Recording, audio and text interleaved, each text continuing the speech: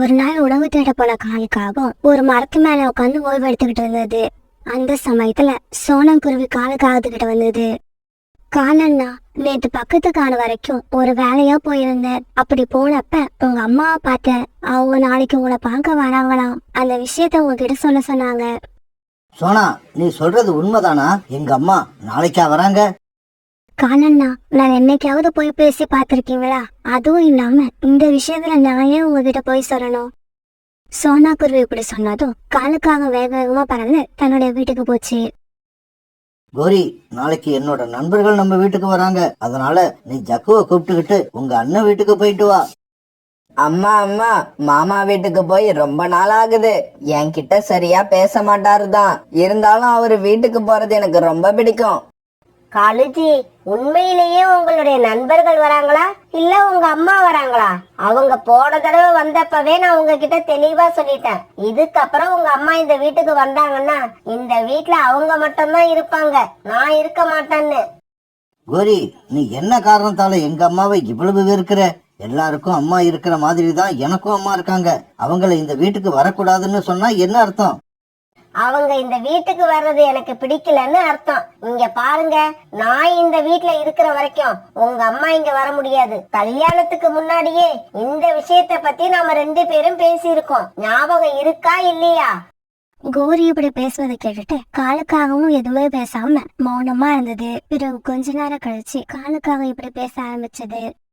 கோரி, எங்க அம்மா நாளைக்கு நம்ம வீட்டுக்கு வராங்கன்னு சோனா குருவி இப்பதான் என்ன பார்த்து சொல்லுச்சு. தயவு செய்து வீட்டுக்கு வர்ற எங்க அம்மாவை எதுவும் சொல்லாத. போன தடவை எங்க அம்மா வந்தப்ப வாய்க்கு வந்தபடி அவங்க கிட்ட சண்டை போட்டு திருப்பி அனுப்பிட்ட.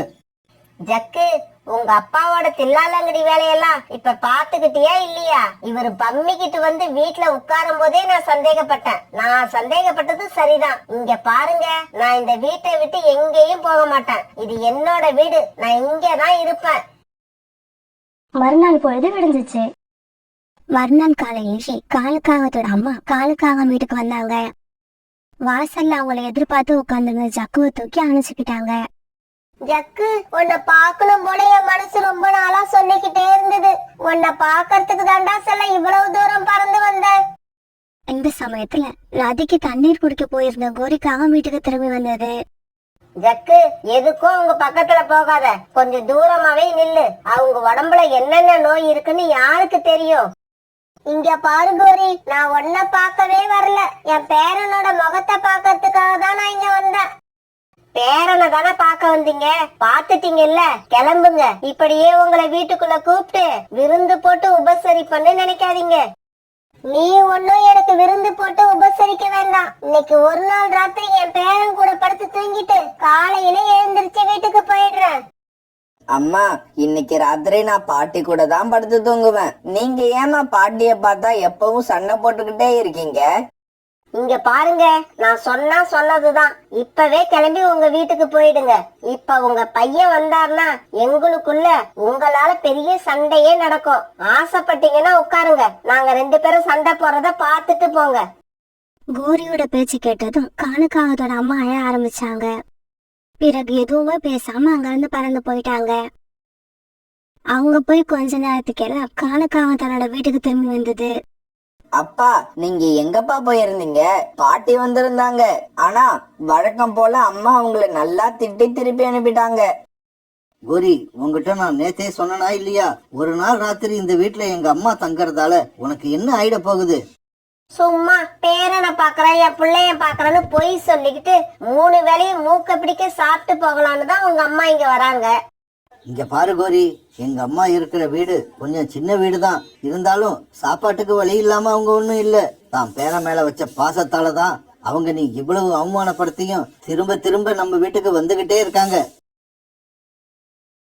இப்படியே சில நாட்கள் நகர்ந்துச்சு. ஜக்கு இப்ப கொஞ்சம் பெரியவனா வளர்ந்துட்டான். அவனால இப்ப இடையில எங்கேயும் ஓய்வெடுக்காம ரொம்ப தூரம் பறக்க முடிஞ்சது. ஒரு நாள் இப்படி பறந்து வந்துகிட்டு இருந்த ஜக்கு பக்கத்து காட்டுல இருந்த தன்னோட பாட்டி வீட்டை தேடி கண்டுபிடிச்சு அங்க வந்துட்டான்.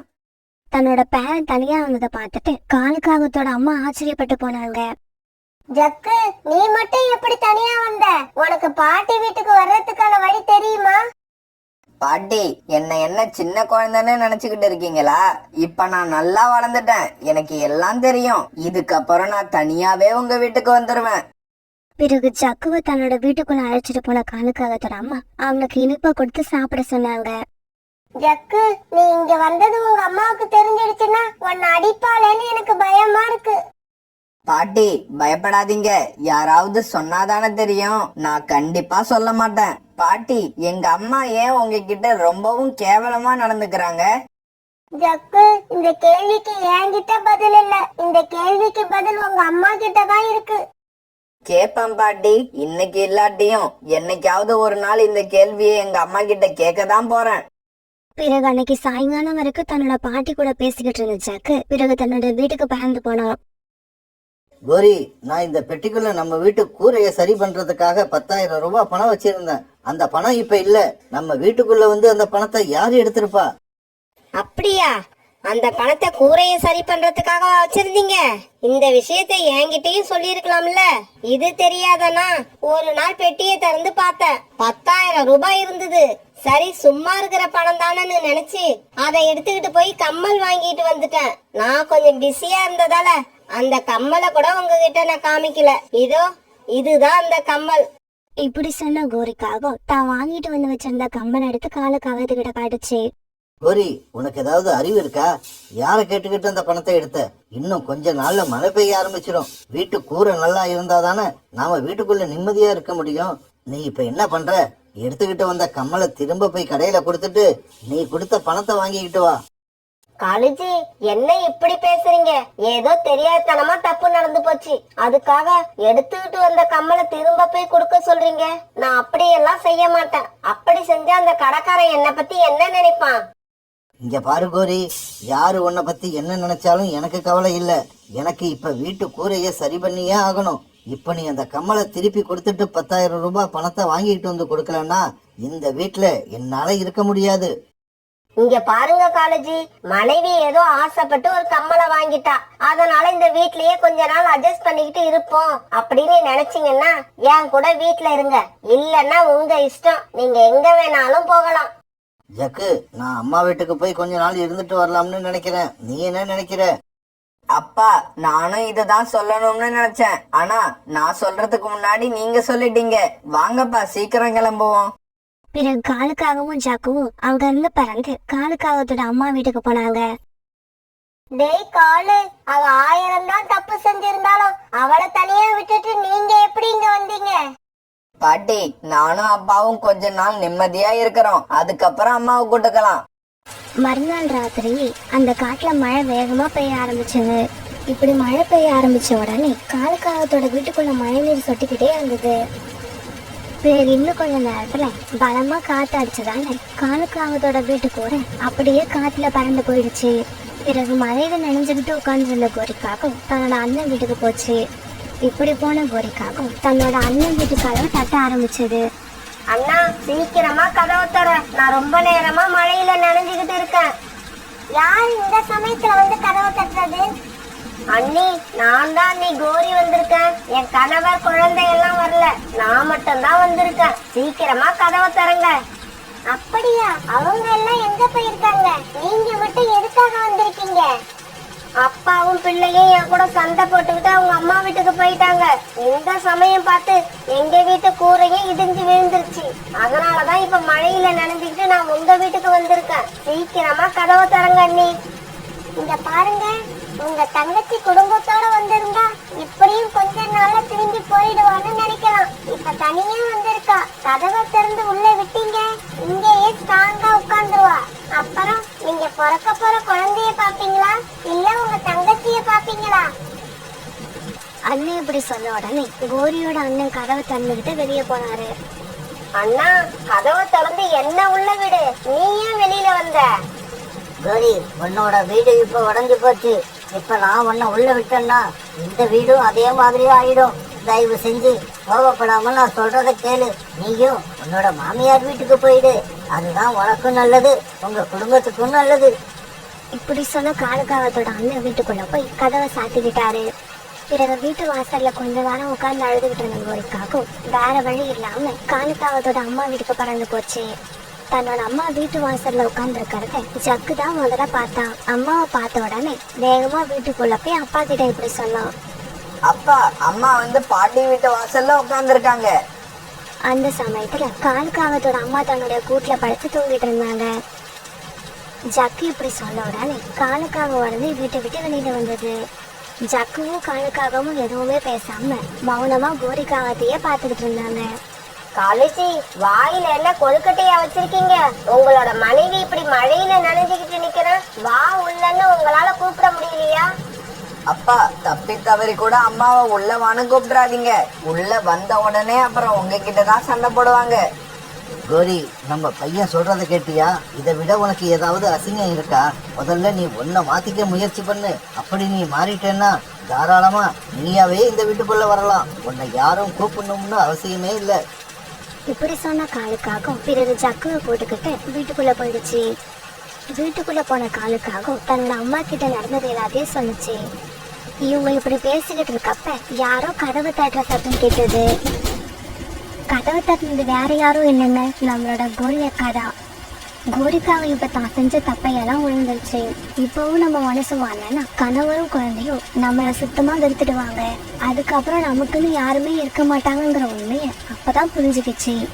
பிறகு தன்னுடைய அத்தைய பார்த்து அவங்க கிட்ட மன்னிப்பு கேட்டது. அத்தை, என்ன மன்னிச்சிடுங்க அத்தை. நான் செஞ்ச தப்பெல்லாம் மனசுல வச்சுக்காம என்னை வீட்டுக்குள்ள விட்டதுக்கு ரொம்பவும் நன்றி. எனக்கு உங்க முகத்தை பார்க்கவே வெக்கமா இருக்கு. அம்மா அம்மா, இன்னும் கொஞ்ச நேரம் இப்படி அழுதுகிட்டே இருங்க. நீங்க இப்படி அழுது இது வரைக்கும் நான் பார்த்ததே இல்லை. அந்த காட்டுல அப்பதான் கோடைக்காலம் ஆரம்பிச்சிருந்தது. வழக்கத்தை விட இந்த கோடைக்காலம் வெப்பம் அதிகமா இருந்ததால எல்லா உயிரினங்களும் ரொம்பவும் கஷ்டப்பட்டாங்க. இந்த வெப்பத்தோட காரணமா காட்டுல இருந்த ஆறு, ஏரி, குளம், குட்டை இப்படி எல்லா நீர்நிலைகளும் காஞ்சு போனதால அந்த காட்டுல இருந்த பறவைகள் தண்ணீருக்கு ரொம்பவும் சிரமப்பட்டாங்க. தண்ணீரை தேடி ரொம்ப தூரம் அலைய முடியாத சின்ன சின்ன பறவைகள் அந்த காட்டை விட்டு காலி பண்ணி வேற காட்டுக்கு போக ஆரம்பிச்சாங்க. நண்பர்களே, எனக்கு ரொம்ப தண்ணி தாகமா இருக்கு. நேத்து மத்தியானத்துல இருந்து குடிக்க எனக்கு ஒரு வாய் தண்ணி கூட கிடைக்கல. கிளி, நான் நேத்து காலையில இருந்து தண்ணிக்காக அலைஞ்சுகிட்டு இருக்கேன். அப்ப நான் எவ்வளவு தாகமா இருப்பேன்னு நீ யோசிச்சு பாரு. நண்பர்களே, நாம இப்படி தண்ணீர் கிடைக்கலன்னு இங்கேயே உட்காந்து பேசிக்கிட்டு இருக்க நேரத்துல 4 இடங்கள்ல அலைஞ்சு திரிஞ்சு தேடி பார்த்தா தண்ணீர் கிடைக்கும்னு நினைக்கிறேன். புறாண்ணா, தண்ணியை தேடி நம்ம எங்கேயும் அலைய தேவையில்ல. தண்ணீர் எங்க கிடைக்கும்னு எனக்கு தெரியும். சோனா, உனக்கு என்ன பைத்தியமா பிடிச்சிருக்கு? இங்க இவ்வளவு நேரம் எல்லாரும் தண்ணி கிடைக்கலன்னு தான் பேசிக்கிட்டு இருக்கோம். தண்ணி எங்க கிடைக்கும்னு உனக்கு தெரிஞ்சா கொஞ்சம் சீக்கிரமா தான் சொன்னான். கடற்கரைக்கு பக்கத்துல உள்ள காட்டுல ஒரு குகை இருக்கு. நம்ம எல்லாருக்குமே தெரியும். அந்த குகையோட வாசல்ல தண்ணீரால நிரப்பப்பட்ட 3 பானைகள் இருக்கு. நாம இப்ப அங்க பறந்து போனா நமக்கு தண்ணீர் கண்டிப்பா கிடைக்கும்.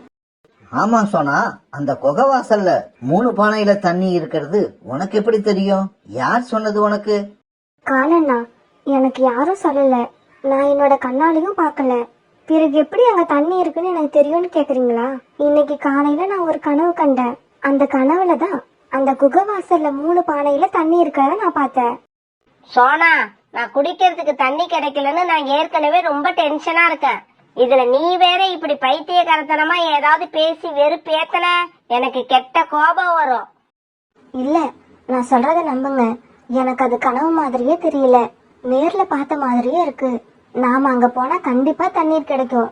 ஒருவேளை உங்கள இதை யாருமே நம்பாட்டி கூட பரவாயில்ல, நான் மட்டுமாவது கண்டிப்பா அங்க போக தான் போறேன்.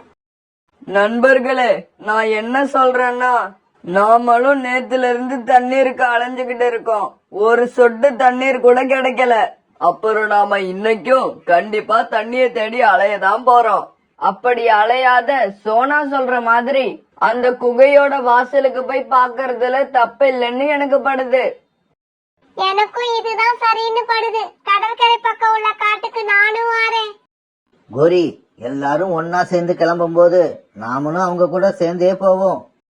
சரி சரி, உங்க கூட நானும் வரேன்.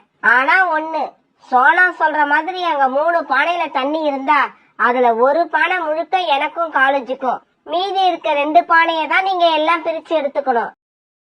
இப்படி பேசிக்கிட்ட பறவைகள் எல்லாரும் பிறகு ஒன்னா கிளம்பி கடற்கரைக்கு பக்கத்துல உள்ள காட்டுக்கு பறந்து போனாங்க.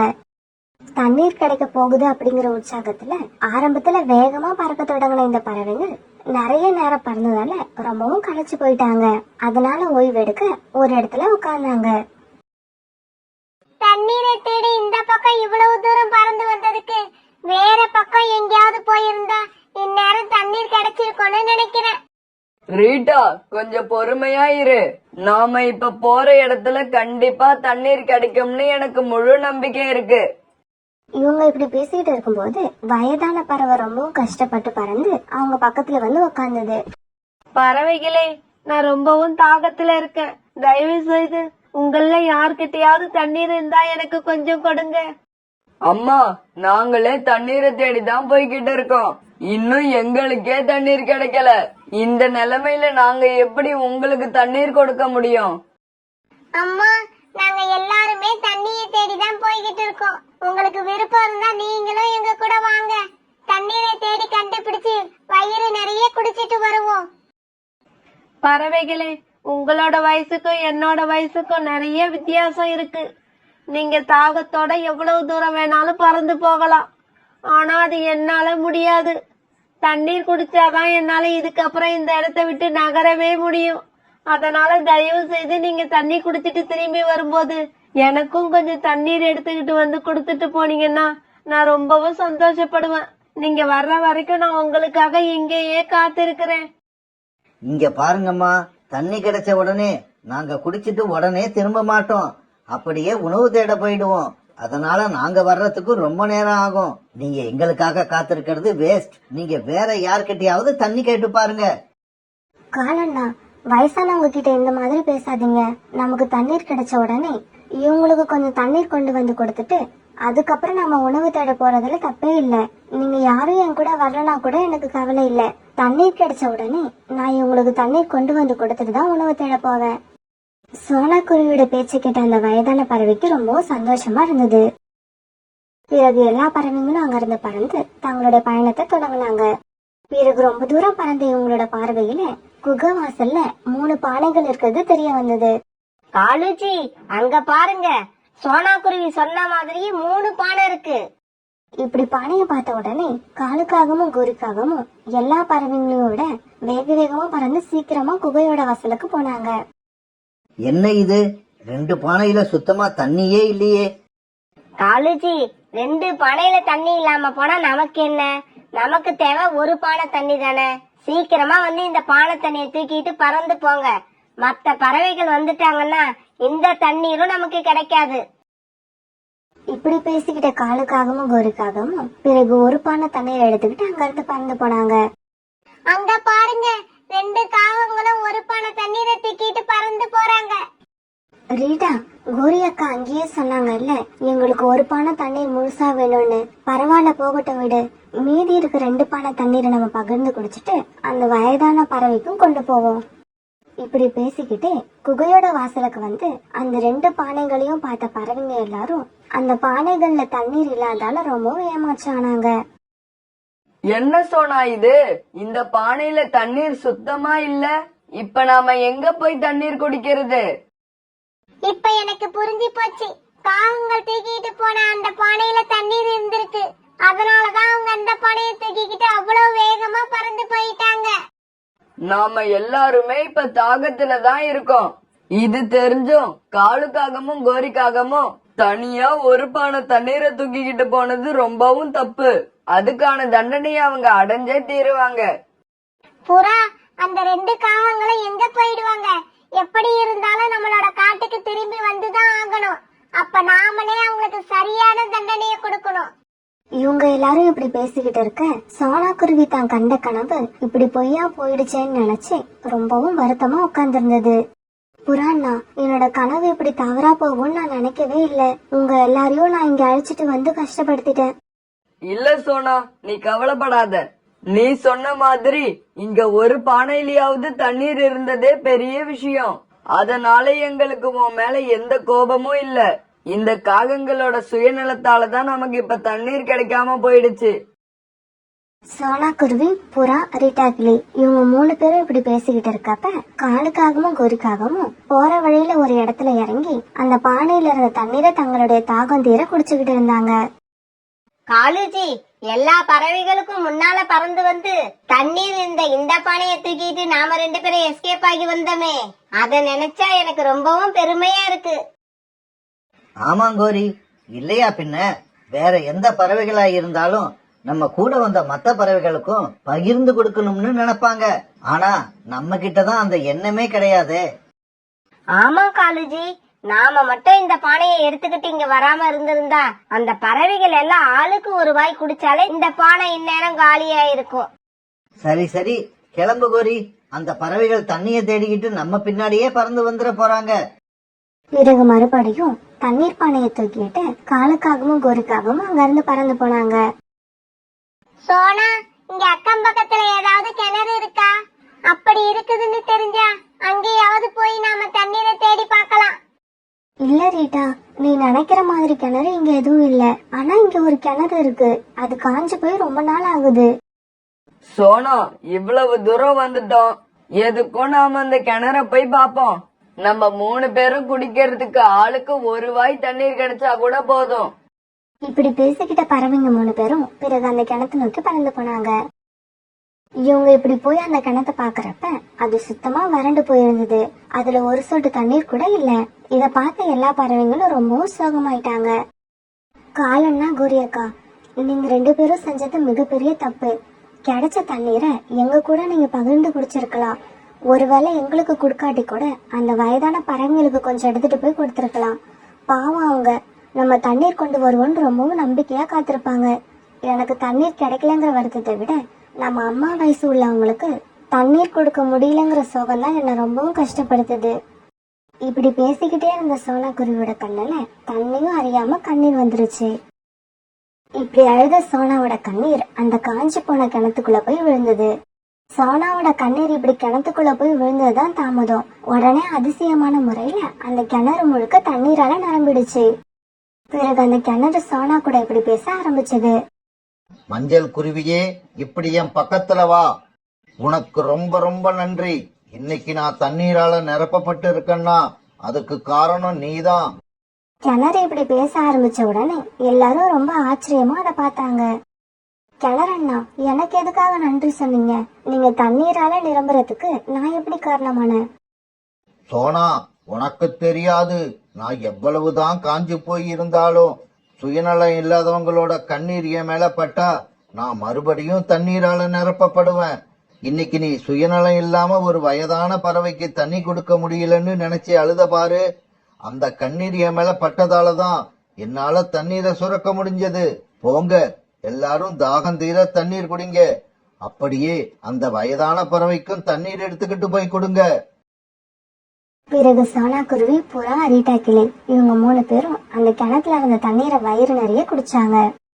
புறாண்ணா, நாம இப்ப கிளம்புவோம். இந்த கிணத்துல இருந்து தண்ணீர் எடுத்துக்கிட்டு போய் அந்த வயதான பறவைகள் கொடுத்துட்டு அதுக்கப்புறம் நம்ம உணவு தேட போவோம். சோனா, நீ சொன்னபடியே அந்த வயதான பறவைக்கு சீக்கிரம் தண்ணீர் கொண்டு போய் கொடுக்கணும். அவங்க நம்மள விடவும் தண்ணீர் குடிக்காம ரொம்ப கஷ்டப்பட்டுக்கிட்டு இருப்பாங்க. பிறகு இப்படி பேசிக்கிட்ட சோனா குருவி, புறா, ரீட்டா கிளி 3 பேரும் ஒரு பானையில தண்ணீர் எடுத்துக்கிட்டு அந்த வயதான பறவையை பார்க்க பறந்து போனாங்க. அந்த வயதான பறவை சோனா குருவி கொண்டு வந்த தண்ணீரை தன்னோட தாகம் தீர குடிச்சது. மகளே, உனக்கு ரொம்ப ரொம்ப நன்றி. இந்த வெயில்லையும் எனக்காக தண்ணீரை தேடி இங்க கொண்டு வந்து என்னோட தாகத்தை தீர்த்திருக்க. நீ நீண்ட ஆயுளோட கடைசி வரைக்கும் சந்தோஷமா இருக்கணும்.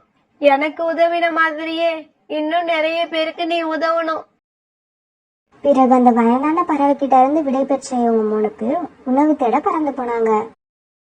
இதே சமயத்துல தண்ணீர் பானையை தூக்கிட்டு பறந்து போன காலுக்காகத்தையும் கோரிக்காகத்தையும் வழியில 2 கழுகுகள் தடுத்து நிறுத்தினாங்க.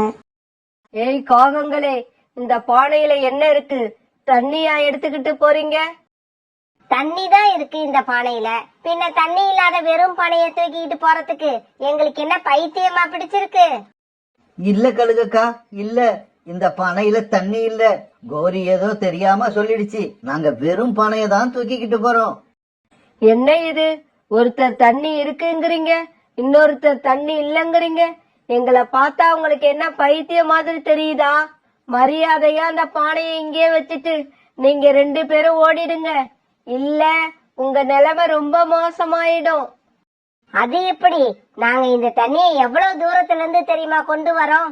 அப்படி ஒண்ணு ஈஸியா இந்த தண்ணியை உங்ககிட்ட கொடுத்துட மாட்டோம். இந்த 2 காகங்களும் நம்ம வாயால கேட்டா கொடுக்க மாட்டாங்க. கொடுக்கறத கொடுத்தாதான் நமக்கு தண்ணீர் கிடைக்கும். இப்படி சொன்னா கழுகுகள் 2 பேரும் காகங்கள் மேல பாய்ஞ்சு அவங்க அடிக்க ஆரம்பிச்சாங்க. இப்படி காகங்களை காயப்படுத்தி கீழே தள்ளிவிட்ட கழுகுகள் 2 பேரும் தண்ணீர் உள்ள பானையை தூக்கிட்டு பறந்து போனாங்க. பிறகு உணவு தேட வந்த சோனா குருவி, புறா, ரீட்டா கிளி இவங்க 3 பேரும் கீழே காயத்தோட உயிருக்கு போராடிக்கிட்டு இருக்க காகங்களை பார்த்துட்டு அவங்க கிட்ட போனாங்க. காலன்னா கோரியக்கா, உங்க 2 பேருக்கும் என்னாச்சு? உங்களை யார் இப்படி காயப்படுத்தினது? சோனா, புறா, ரீட்டா கிளி, நீங்க 3 பேரையும் எங்களை மன்னிச்சிடுங்க. இப்படி ஆரம்பிச்ச கோரிக்காவும் பிறகு நடந்தது எல்லாத்தையும் அவங்க 3 பேர்கிட்டயும் சொல்லுச்சு. சோனா, ஏன் நாம இங்க நின்னு இவங்க கிட்ட வெட்டி பேச்சு பேசிக்கிட்டு இருக்கணும்? வா, நாம உணவு தேட கிளம்புவோம். நமக்கு நிறைய வேலை இருக்கு. புறா, தயவு செய்து எங்களை இப்படியே விட்டுட்டு போயிடாதீங்க. நீங்க அப்படி விட்டுட்டு போயிட்டீங்கன்னா நாங்க கண்டிப்பா இறந்துருவோம். ஆமா சோனா, உங்களை ஏமாத்திட்டு ஒரு பானை தண்ணியை நாங்க தூக்கிட்டு வந்ததுக்கு சரியான தண்டனையை அனுபவிச்சிட்டோம். இதுக்கப்புறம் எங்க வாழ்நாள்ல இந்த மாதிரி நடந்துக்கவே மாட்டோம். தயவு செய்து எங்களை பருந்து டாக்டர் கிட்ட தூக்கிட்டு போங்க. காலன்னா கோரியக்கா, இதுக்கப்புறமாவது நீங்க 2 பேரும் எப்பவும் சுயநலத்தோடு நடந்துக்காதீங்க. மறுபடியும் சுயநலத்தோடு நடந்துகிட்டீங்கன்னா இதை விட மோசமான நிலைமைக்கு ஆளாகி விடுவீங்க. பிறகு சோனா குருவி, புறா, ரீட்டா கிளி இவங்க 3 பேரும் சேர்ந்து 2 காகங்களையும் பறந்து டாக்டர் கிட்ட தூக்கிட்டு போனாங்க.